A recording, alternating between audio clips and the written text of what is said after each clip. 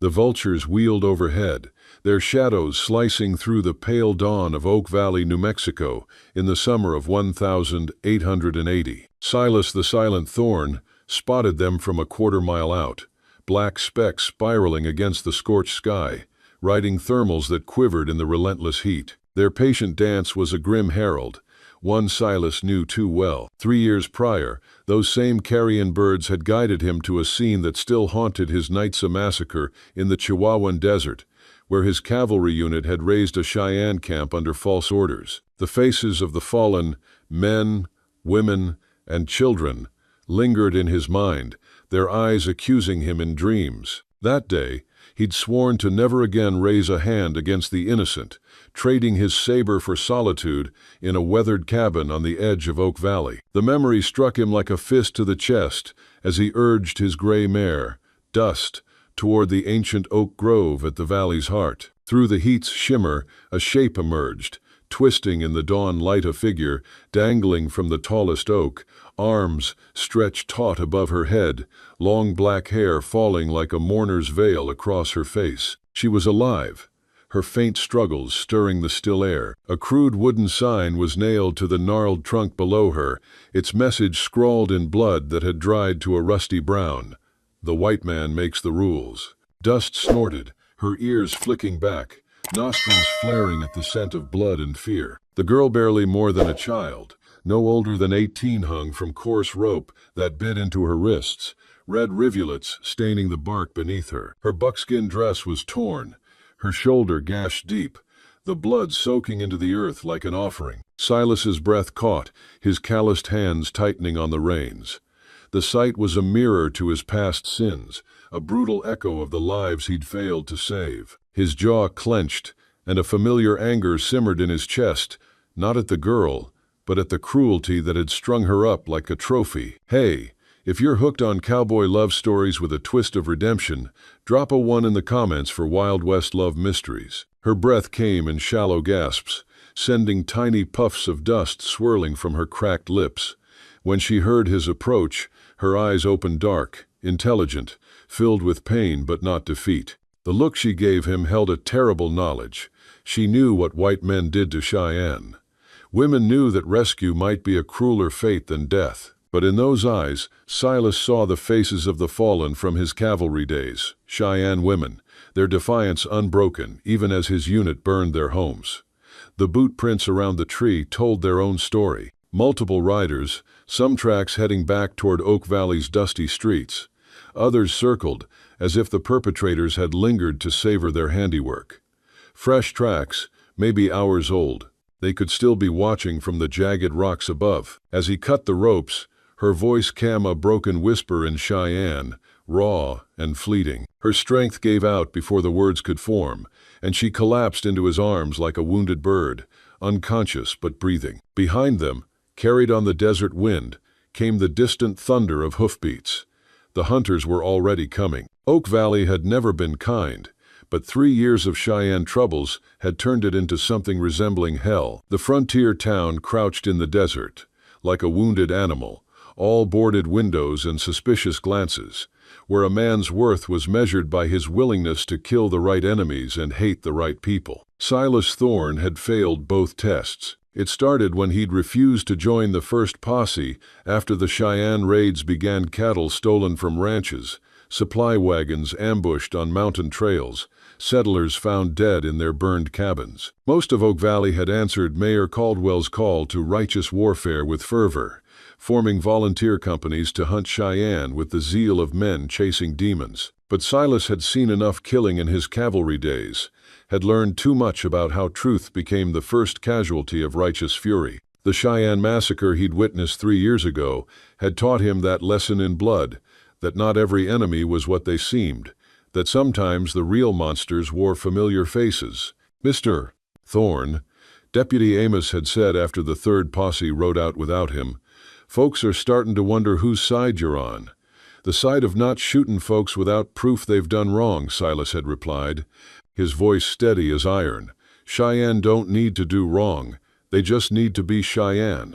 That conversation had been 6 months ago, July 1879. Since then, Silas's few friends had dwindled, his trading dried up, and the townsfolk had made it clear that Cheyenne sympathizers weren't welcome in decent society. Now, as he laid the unconscious Ilara on his kitchen table and began cleaning her wounds, Silas wondered if he was about to make himself an outright enemy of everyone he'd ever known. The torture had been systematic. Professional cigarette burns arranged in precise patterns, cuts tracing older scars, bruises speaking of calculated brutality. Someone had taken time with her, had used pain as a language to send a message as clear as the sign on the oak. The white man makes the rules. Easy, he said softly as Ilara stirred, her eyes fluttering open. The fear in them was absolute, primal, the terror of prey caught too many times. I won't hurt you. She didn't understand English, but something in his tonea, low, steady cadence, like a river smoothing stone, made her stop fighting. Instead, she studied his face with those intelligent dark eyes, reading intentions in the lines of his weathered features, the scars on his knuckles. Silas, he said, pointing to himself. Ilara, she whispered, her voice a broken thread. Recognition flickered in her eye. She knew the name. The white rancher who wouldn't ride in poses, who refused to pay Cheyenne bounties. In a territory where such defiance marked a man as either coward or traitor, his reputation had spread beyond the settlements. She tried to sit up, gasped at the pain, and fell back against the pillow he'd arranged. The effort reopened, cuts on her shoulder, fresh blood staining the bandages, red as the dawn that had greeted her suffering. A knock at the door made them both freeze. Mr. Thorne. Deputy Amos's voice carried the weight of official business, sharp and unyielding. Need to talk. Silas quickly threw a blanket over Ilara, arranging it to look like piled supplies. From the doorway, it might pass casual inspection. "Comin'," he called, wiping blood from his hands, his heart pounding like a war drum. Amos stood on the porch, hat in hand, looking like a man bearing a bitter duty. Before his wife's death in a Cheyenne raid, he'd been known as fair, even kind. Now grief had hardened him into something sharper, more brittle, his eyes like flint ready to spark. "There's been trouble," Amos said. "Cheyenne girl escaped custody yesterday. Killed 2 men doing it. We're checking all the ranches." "What's she look like?" Silas asked, his voice neutral, though his pulse quickened. "Young, maybe 18, dark hair, about so tall." Amos held his hand level with his shoulder. "Name's Ilara, though that might be made up." Silas kept his expression blank, his gray eyes unreadable. "Haven't seen anyone like that." Amos's gaze narrowed, searching for a lie. "Mind if I take a look around? Just being thorough." "Of course not," Silas said, stepping aside, his hand resting lightly on his revolver, a silent vow to protect the girl who'd stirred his long-buried conscience. The desert wind howled outside, carrying the distant hoofbeats closer, a reminder that in Oak Valley, truth was a fragile thing, easily crushed beneath the white man's rules.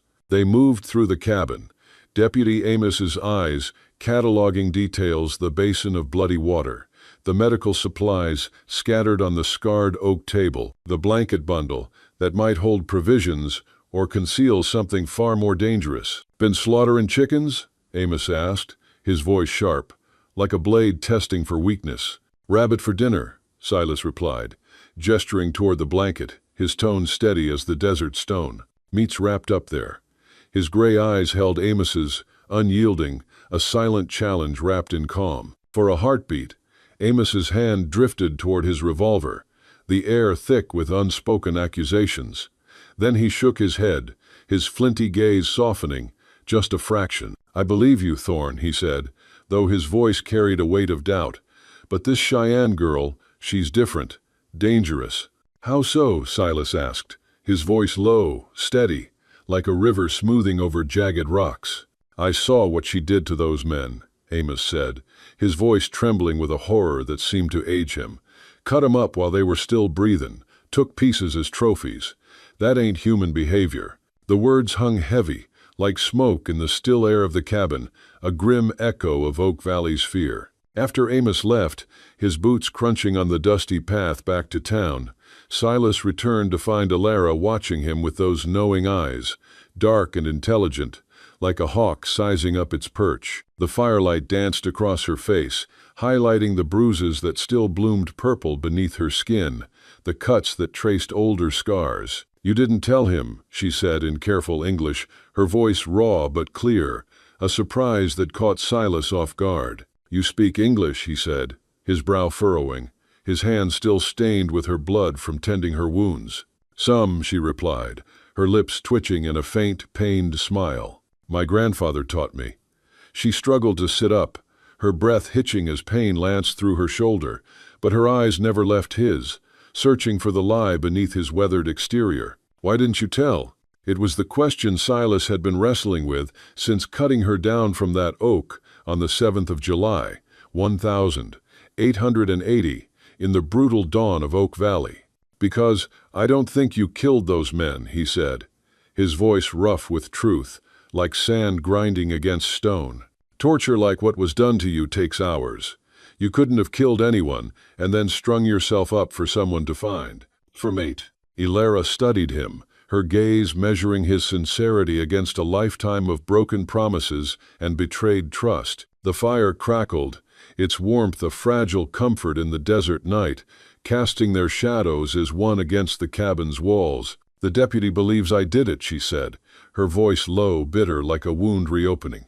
"Amos believes what he's been told to believe," Silas replied, his eyes fixed on hers, a steady anchor in the storm of her pain. He looked at this young woman broken, tortured, left to die, branded a killer without trial or evidence who embodied everything Oak Valley feared about the Cheyenne. "I believe people deserve a chance to tell their story." For 6 days, Ilara battled fever and infection, while Silas fought his own demons. Every time he cleaned her wounds or spooned broth between her cracked lips, he saw the faces of the Cheyenne women from his cavalry days, their eyes accusing him across the years. Another dark-haired woman he'd failed to save, another life crushed by the white man's rules. On the 7th day, the 14th of July, 1880, she woke with clear eyes and asked for water. "How long?" Her voice was stronger now, a thread of steel beneath the pain. "A week, give or take," Silas said, helping her sit up, noting how she moved with less wince, her body knitting itself back together like the desert after a storm. "You're a fighter, huh?" "I have to be," she said, accepting the tin cup with steady hands, her fingers brushing his, a fleeting warmth in the cool morning air.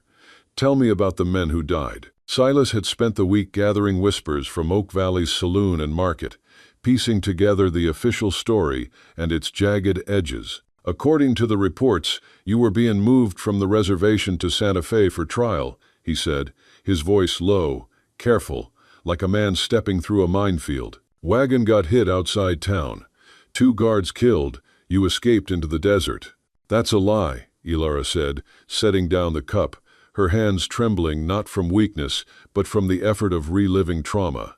Her eyes darkened, like a storm gathering over the horizon. "My grandfather was Walks, in shadow, a peace chief who still believed white promises about the reservation." Her voice grew bitter, a blade honed by loss. "He decided to take us to Mexico when the starvation got too bad." "Leh." Silas leaned forward, his hands clasped, the scars on his knuckles catching the firelight. Her words were a mirror to his past, reflecting the Cheyenne families he'd seen driven from their lands, their hopes crushed under cavalry boots. The cabin seemed to shrink, the walls closing in with the weight of their shared pain, the fire a silent witness to a truth Oak Valley had buried beneath its rules. Ilara's gaze held his, a flicker of trust breaking through her fear, like a star piercing the desert night. Silas felt it too, a spark of redemption, a chance to right the wrongs he'd carried for too long. New Mexico heat lingered even after dusk, pressing against the cabin's walls like a living thing. Ilara lay on the cot, her dark hair splayed across the rough blanket, her breathing steadier but still fragile, like a bird testing broken wing. Her wounds were healing, the gash on her shoulder now a dull ache beneath Silas's makeshift bandages, but her eyes sharp, intelligent, and haunted told a deeper story. They carried the weight of loss, a mirror to the guilt that gnawed at Silas's soul. Silas sat by the fire, his calloused hands carving a small wooden figure an eagle, its wings half-formed, a task to keep his restless thoughts at bay. The desert night hummed outside, crickets chirping in rhythm with the stars that looked down on Oak Valley, unblinking witnesses to its sin. Ilara stirred, her gaze fixed on the flames, her lips parting as if to speak but hesitating, like a deer sensing danger. Silas didn't push her. He'd learned silence was sometimes the only way to coax truth from pain. "They came at dusk," she said finally, her voice low, raw with grief. "My family, we were heading to a new settlement, hoping for peace." Her words faltered, and Silas's hands stilled, the eagle's wings frozen mid-carve. The red spectresmen with masks, laughing like devils. They took everything, my pa's rifle, my ma's woven blanket, my little brother's. Her voice broke, and she clutched the blanket, her knuckles whitening. They left me hanging to warn others. One had a tattoo of a bull's head on his wrist. I'll never forget his eyes. The memory hit Silas like a bullet, sharp and unyielding. He saw it again, the Cheyenne camp 3 years ago, flames licking the sky, his cavalry unit following orders to clear the hostiles. The screams of children, the blood pooling in the sand, the orders he'd obeyed without question. His hands tightened around the carving knife, the blade trembling. Ilara's story was a knife to his heart, twisting with every word. He'd been part of that machine once. The white man's rules that crushed lives like hers. "I know that kind of pain," he said, his voice a gravelly whisper, barely audible over the fire's crackle. He set the knife down, the eagle unfinished, its wings a silent plea for freedom. "I was a cavalryman, Ilara. Rode with men who thought they owned this land. We burned villages, Cheyenne, Apache. Didn't matter. Orders were orders." His jaw clenched, the words tasting like ash. "I saw families die, kids. I didn't pull the trigger every time, but I didn't stop it neither." Mal. Ilara's eyes widened, a flash of betrayal crossing her face, like a storm cloud over the desert. "You?" she whispered, her voice sharp with accusation.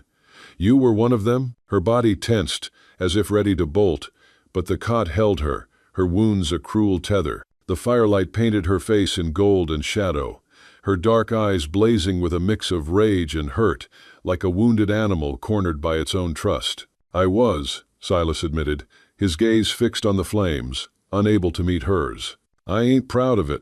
Left that life 3 years ago after a raid went wrong. Too many graves, Ilara. Too many I helped dig." His voice cracked, a rare fracture in his stoic facade, revealing the man beneath the scars. "I live out here to forget, to make right what I can. Ain't much, but it's all I got." The silence that followed was heavy. The fire's crackle a mocking chorus. Ilara's breath came in short, angry bursts, her hands twisting the blanket like she could wring the pain from her soul. "They took everything," she said again, her voice a bitter echo. "My brother was 10. He wanted to be a healer like our grandpa. They shot him like he was nothing." Her eyes glistened, but no tears fell, as if she'd cried them dry long ago. Silas's chest tightened, the weight of her loss pressing against his own. He saw his past in her words, the faces of those he'd failed to save.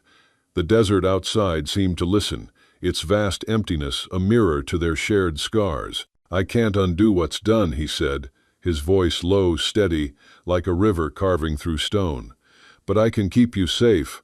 I owe that much." Ilara's gaze softened, just a fraction, like a crack in a frozen river. She studied him, her eyes tracing the lines of his weathered face, the scars on his knuckles, the eagle half carved in his hands.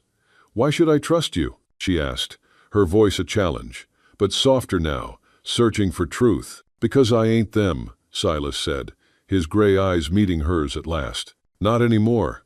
I'm trying to make right, same as you're fighting to survive." His words were a vow, forged in the firelight, a promise to the girl and to the ghosts of his past. The cabin seemed to shrink, the walls closing in with the weight of their truths.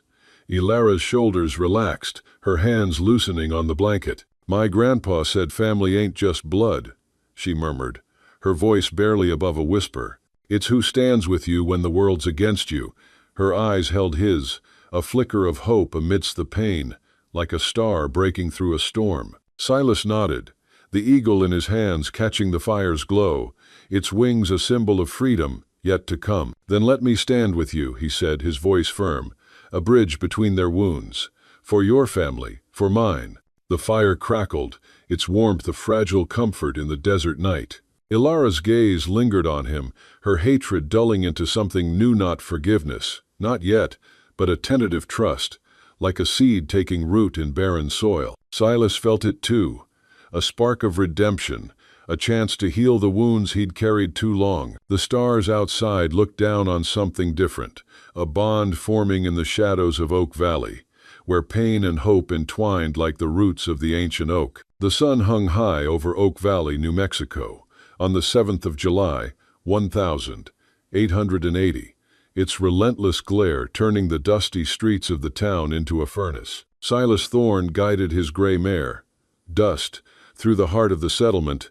Ilara perched behind him, her arms clinging to his waist, her body tense as a drawn bowstring. 10 days had passed since he'd cut her down from the oak, and though her wounds were mending her shoulder now, a dull throb beneath fresh bandages. Her eyes, sharp and haunted, scanned the town like a hawk sensing a trap. The air was thick with the scent of horse sweat and baked earth, the kind of heat that made tempers flare and secrets fester. Silas's weathered face was a mask of calm, but his gray eyes burned with a quiet vigilance, like a storm held at bay. He'd come to town for medicine, something stronger than his herbs to keep Ilara's fever at bay.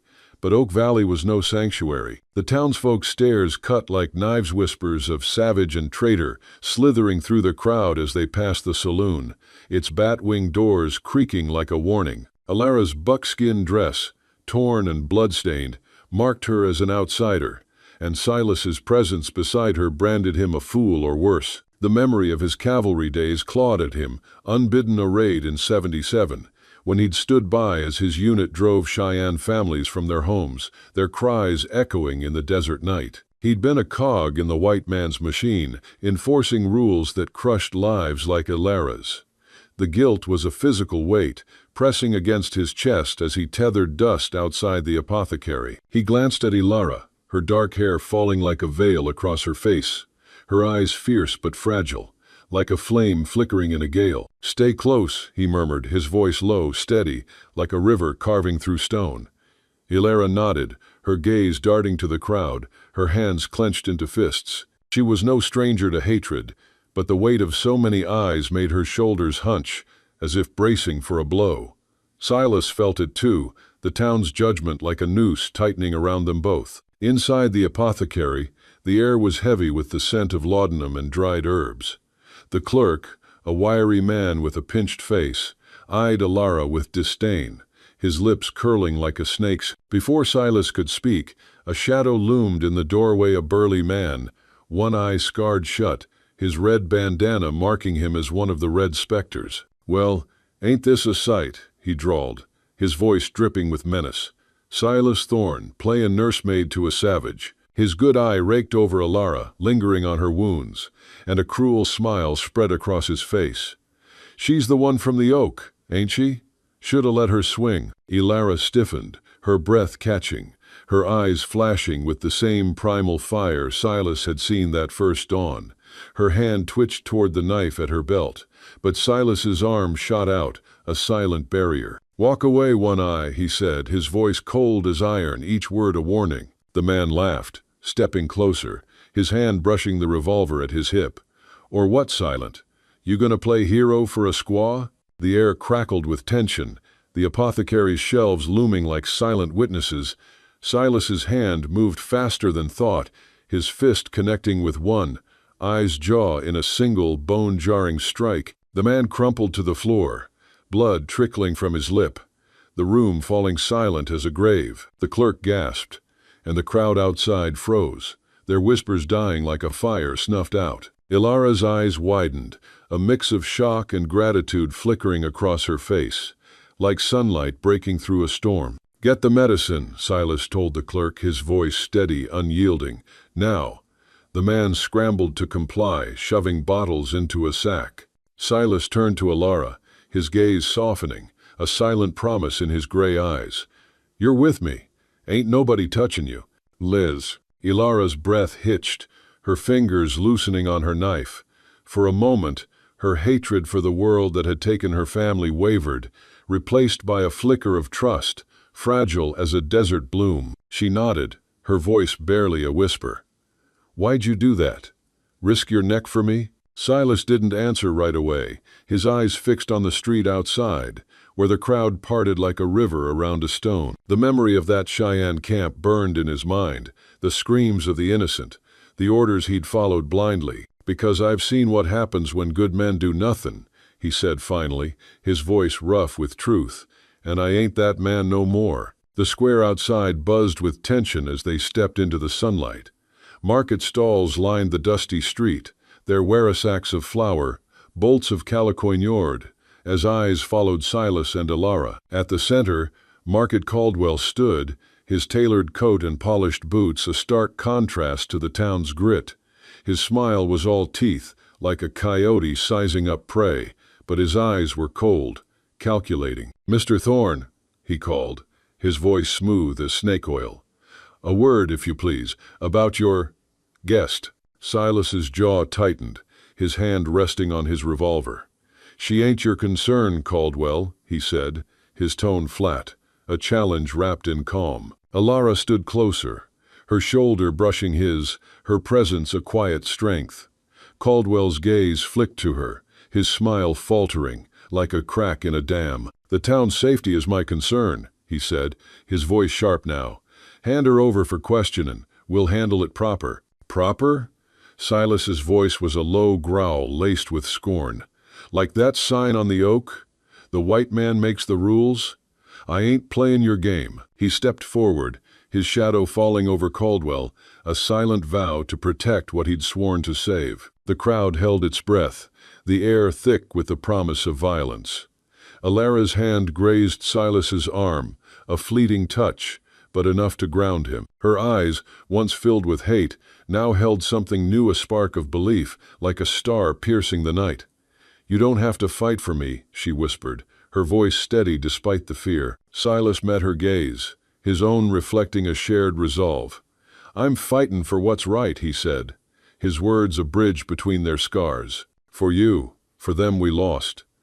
The town seemed to fade, the whispers drowned by the fire in their eyes, a bond forged in defiance of Oak Valley's hatred, a step toward redemption in a world ruled by blood. The stars burned cold above Oak Valley, New Mexico.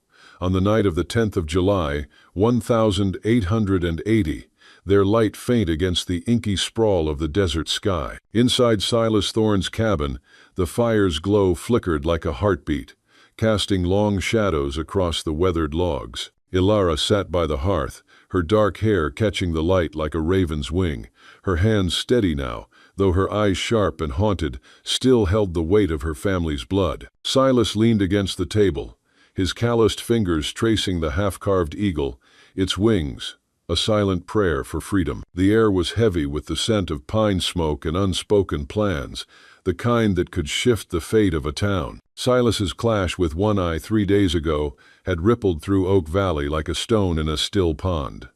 Whispers of his defiance reached the ears of the few who dared to dream of justice. Martha, the gray-haired shopkeeper whose tattered apron hid a spine of iron, slipped into the cabin under cover of dusk, her steps quick and cautious. "Folks are talking," she said, her voice low, weathered by years of keeping secrets. "Some say you're a fool, Silas. Others say you're the only one with guts to stand up to Caldwell and his red specters." Her eyes flicked to Ilara, softening like a mother's closet. "They're scared, but they're listening." Ilara's gaze met Martha's, a spark of hope flickering in her eyes, like a star breaking through a storm. "They should be scared," she said, her voice steady but edged with fire. "Those men took my family. They'll take more if no one stops them." Her fingers tightened on the blanket, the memory of her brother's lifeless body, a wound that bled anew. Silas watched her, his chest tight with a familiar guilt, the echo of Cheyenne's screams from his cavalry days ringing in his ears. He'd been part of the machine that crushed lives like hers. But now, in this cabin, He saw a chance to mend what he'd broken. Martha set a small bundle on the table, papers, maps, and a list of names scrawled in her careful hand. "The Red Spectres ain't just outlaws," she said. "They're Caldwell's dogs doing his dirty work. Robbing settlers, burning native camps, all to scare folks into selling land cheap. That old gold mine, out by Black Ridge, that's their hideout." Her words were a spark, igniting a fire in Silas's gray eyes. He unfolded the map, its creases worn like the lines on his face, and traced a path to the mine, a scar in the desert's heart. Alara leaned forward, her breath catching as she studied the map. "The man who killed my family," she said, her voice low, trembling with rage. "He had a bull's head tattoo on his wrist, called himself Dagger." Her eyes burned, a primal fire that made Silas's heart lurch, reminding him of the women he'd seen in razed villages, their defiance unbroken even in death. He wanted to shield her, to spare her the pain of vengeance, but he knew that fire was hers to wield. Martha's face paled, her hands trembling as she pointed to a name on the list. "Jeb Caldwell, alias Dagger, the mayor's brother," she whispered, her voice hollow like a wind through an empty canyon. "He's been running the Spectres for years with his brother's blessing. Folks suspected, but nobody dared speak it." The revelation hit like a thunderclap, a twist that turned Alara's grief into a blade, sharp and personal. Silas's jaw clenched, his fingers tightening on the eagle, its wings now a symbol of the justice they sought. "You sure?" Silas asked, his voice a low growl, each word heavy with the weight of what it meant. To take on Dagger was to challenge Caldwell, to tear down the white man's rules that had bloodied Oak Valley for too long.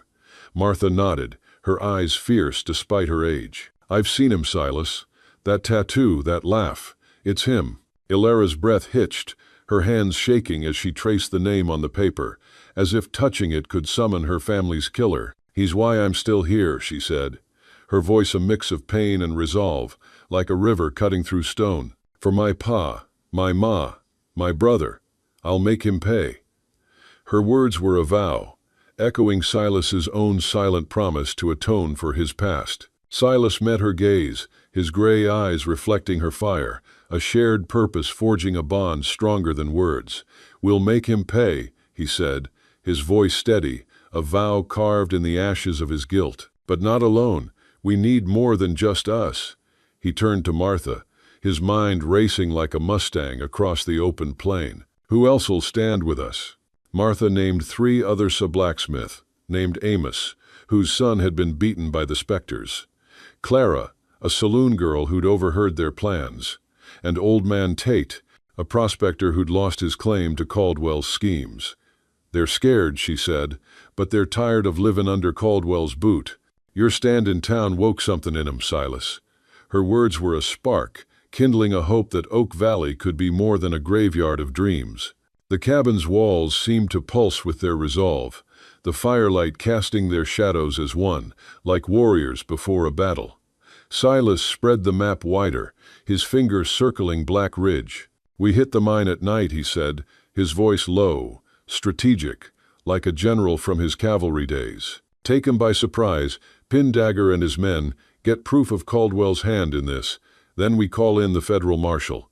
His plan was a rope thrown across a chasm, a fragile bridge to justice. Martha clasped Alara's hand, her grip firm despite her age. "You're not alone, child," she said, her voice warm like a hearth in winter. "We're with you." Alara's eyes glistened, her hatred softening into something new, not forgiveness, but a shared fight, a bond forged in the crucible of loss. Silas watched, his heart stirring with a hope he hadn't felt in years, like a seed breaking through barren soil. The stars outside looked down on Oak Valley, their light a silent promise that truth could outshine even the darkest rules. The moon hung low over Black Ridge, New Mexico, on the 12th of July, 1880, its pale light barely piercing the suffocating darkness of the desert night. The abandoned gold mine, a gaping wound in the earth, loomed like a beast crouched in wait. Silas Thorne led their small band. Alara, Martha, Amos the blacksmith, Clara the saloon girl, and Old Man Tate through the rocky scrub, their shadows blending with the jagged cliffs. The plan was simple but perilous. Ambush the red specters in their lair, pin Dagger, and secure proof of Caldwell's crimes for the federal marshal. Silas's heart pounded, not from fear, but from the weight of redemption, a chance to bury the ghosts of his cavalry days. Those Cheyenne Faces mothers, children, gunned down under his watch haunted him still, their screams a chorus in his mind. Ilara's presence, her quiet strength, was a tether, pulling him toward a purpose he'd thought lost. They crouched behind a boulder, the mine's entrance flickering with torchlight. The specter's laughter echoed, crude and careless, like coyotes before a kill. Ilara's breath caught, her hand tightening on the knife at her belt, her eyes fixed on the shadows within. "He's there," she whispered, her voice a low growl, raw with grief. "Dagger, I feel it." Her words were a blade, sharp with the memory of her family's blood, her brother's lifeless eyes staring at a sky that offered no mercy. The attack came swift as a desert storm.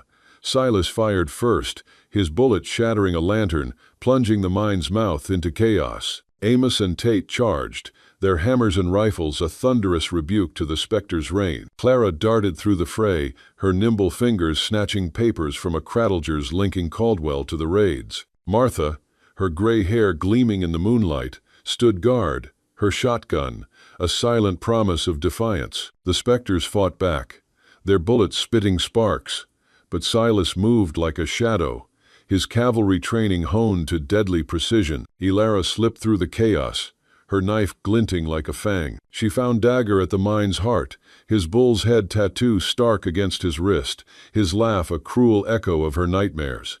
"You," she hissed, her voice a blade cutting through the din. Dagger turned, his eyes glinting with malice, like a snake sizing up prey. "The squaw from the oak," he sneered, drawing his blade. "You should have stayed dead." "Ilara, don't lose yourself to him," Silas shouted, his voice cutting through the chaos, a plea wrapped in command. She faltered, her blade inches from Dagger's throat, her breath ragged. The urge to kill was a wildfire, consuming her, but Silas's words were a cool rain, grounding her. She saw her brother's face, not in vengeance, but in Hopi Healer's dream of peace. With a cry, she disarmed Dagger, her knife slicing his hand, sending his blade clattering. She pinned him, her knee on his chest, her voice steady as stone. "Death ain't justice," she said. "Truth is." "Les." Silas bound Dagger's wrists, his hands steady despite the battle's toll. The ledgers were secured, proof of Caldwell's corruption in Clara's hands. The remaining specters fled, their courage broken like dry twigs.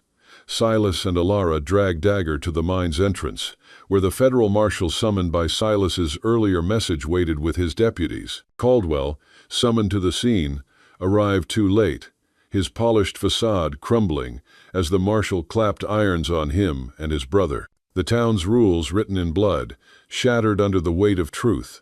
Dawn broke over Oak Valley, the 13th of July, 1880, painting the desert in gold and red, like a promise reborn. The townsfolk gathered, their faces a mix of shock and hope, as Silas and Ilara stood before the ancient oak where she'd nearly died. The sign, "The White Man Makes the Rules," lay splintered at its base, a relic of a broken order. With Amos, Clara, Martha, and Tate, they planted a new oak sapling, its roots a silent vow to heal the land's wounds. Silas carved a stone plaque, his knife steady. "We remember the pain, we plant hope. Justice will bloom."